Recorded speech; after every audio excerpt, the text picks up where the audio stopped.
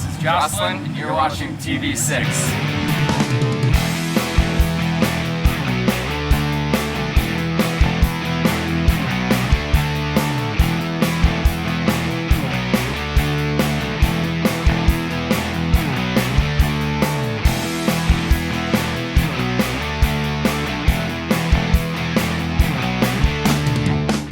This is Ashley from TV6. I'm here with Jocelyn from America in Barrington, Illinois. So you guys are a relatively new band who are pretty successful. What do you think has contributed to your success? Whoever wants to answer that. No, I'm gonna hold it. Okay. Well, we spent almost a year promoting. We released music last June, and we spent almost an entire year following tours of bands who sounded similar to us, going to their fans waiting in line with promotional cards and our music playing on headphones, and basically introduced ourselves. And we did that for over 6 months. We did a bunch of acoustic tours to try to grow our fan base, and that was largely the success we're having on our very first tour ever that we're currently on. Awesome. All right, and you guys used Kickstarter, and I know you reached your goal within 10 minutes and ended up quadrupling your goal. Did you guys expect that, or was that a huge surprise? What are your thoughts on this, Landon?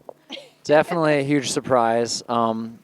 We started it thinking that we'd be able to reach 5,000, but maybe not a little more than that. And then just after that was settled within 10 minutes, it was just everything after that was a huge surprise. So that was great. Really, helped us, kind of jumpstart this band and put us in a better position to hopefully be touring all the time or as often as we can now. That is awesome. And I know you guys started touring earlier this month. You've been everywhere from New York to California, back to the Midwest. What have been some memorable moments for you guys?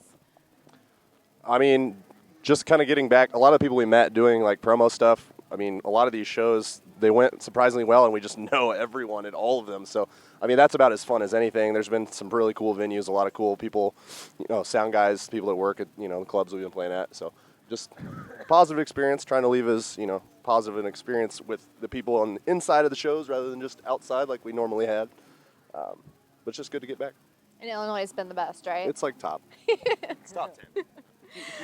All right, I know at least some of you went to college before you started the band. Do you think, guys, that's been helpful, or do you think it put you back a little bit in the music industry? Yes, I use my massage skills daily. That's a total lie.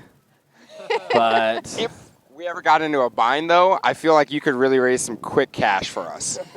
So I think chair massages, $20, 10 minutes. Yeah, no. Well, That's to take you up crucial. on that. That's back pocket if we ever need it. Yeah, here, why don't you hold this? Oh, geez. Oh, see? I would pay for this. It's quality. That's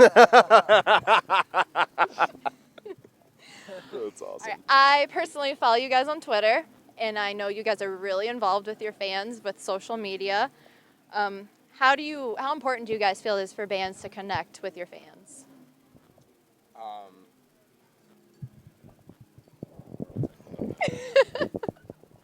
I would say it's crucial. We've seen a lot of bands where we've been promoting, and every band handles their fans differently. Some of them are extremely hands-on. Some of them are so big that they physically can't. Like if they came out and signed after the show, they would cause safety issues.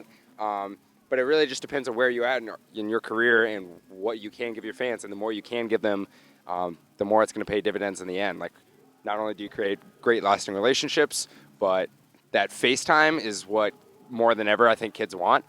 There's so much music and so many bands out there that kids can find music they like. It's about trying to find something more than that. It's about joining a sense of community or a fan base or whatever they want. And if they feel like you care about them, they're a lot more likely to care about you.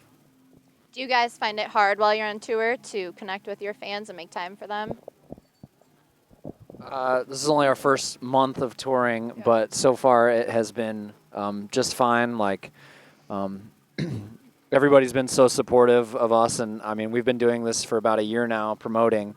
So the fact that they've been keeping in touch with us the entire time, being very involved, I feel like we owe it to them if they bother to come out to a show. Especially a lot of people have driven quite a ways because there were some areas of the country that didn't get hit. during this tour. So it's been great. Like, we've had time to meet with everybody, and I mean, that's kind of what we're all about. So it worked out well. All right. I know you just said this is your first tour, but if you had to pick 5 must-have items while touring, what would you guys pick? Massage oil. Massage oil. Phone charger is everyday crucial. We're fighting for spaces for our phones to charge. Emergency / airborne. Anything to keep your immune system up. We all got sick at least once on this tour. And this wasn't even a real long one. That's 2. Your sleeping bag and pillow. What did you say? Spare tires. Spare tires. Jack. Yep, we took care of that 2 days ago. And empty bottles. If you're a male in the van, they come in very handy. Pit stops aren't always available. What changes have you guys noticed in the music industry over recent years, both good and bad?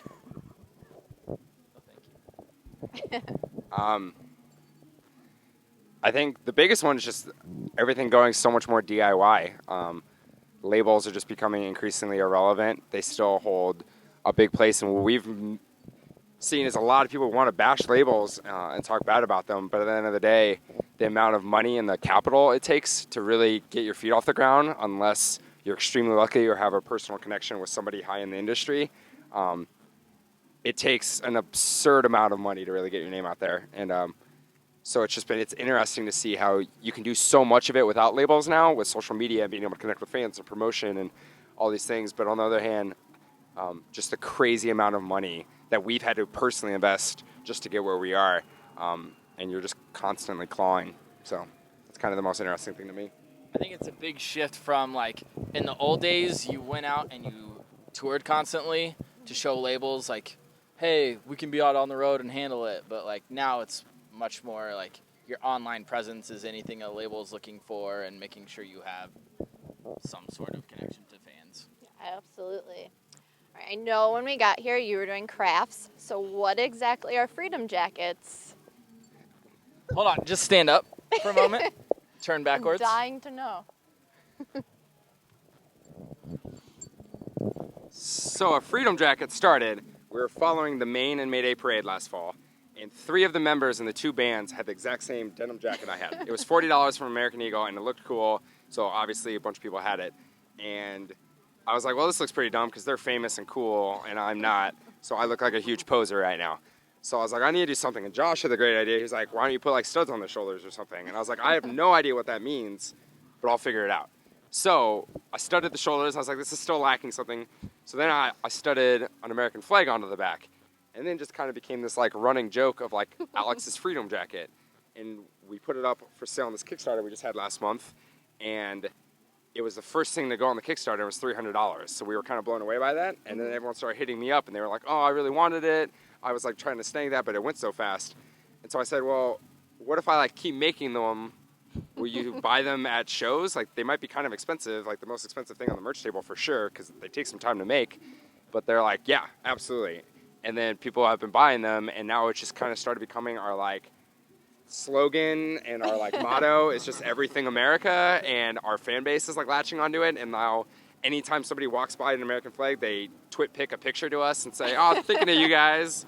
We were actually given like a real legitimate sewn American flag today from like a veteran. Like and a he gave us, Vietnam War veteran. Yeah, like, and he gave us a POW flag because he saw us, and he has no clue who we are. Yeah. He just, it's like, you guys need to have this. That is so cool. Just one of those things, once awesome. Once it starts going, you just start running with it, and now it's our thing. Going with the America theme, I know you guys recently released your video for Miss America. What was it like to shoot the video, and how did it feel when you released it? It was good. We've had past projects before, and I don't believe any of which have really filmed a legitimate music video.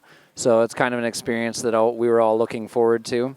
And luckily we had the connections in which we could use an actual high school to shoot the video, and that kind of set the location for the video and such. So The principal did not bother to tell us we were on a time schedule until after we got there, though. So, like, we're taking our time and, like, got all the shots of the kids and stuff. And he's like, hey, you have, like, a half hour left. You guys about ready? And, like, hadn't shot any of the live footage yet, like, of us playing. So that was fun. Oh, no. That was nerve-wracking.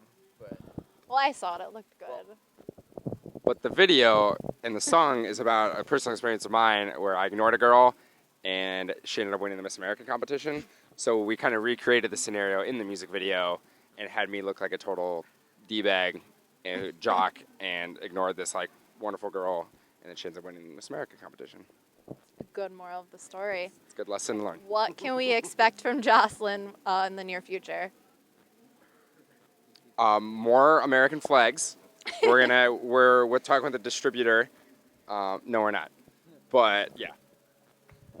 we've got a new EP coming out probably November, maybe October. We'll have a single out before that. But with a new music video, that's correct. We're going to smash my car for a music video.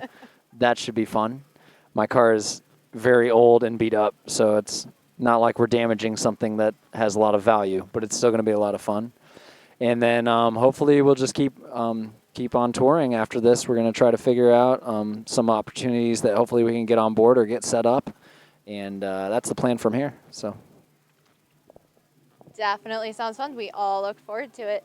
This is Ash with TV6, and this is Jocelyn.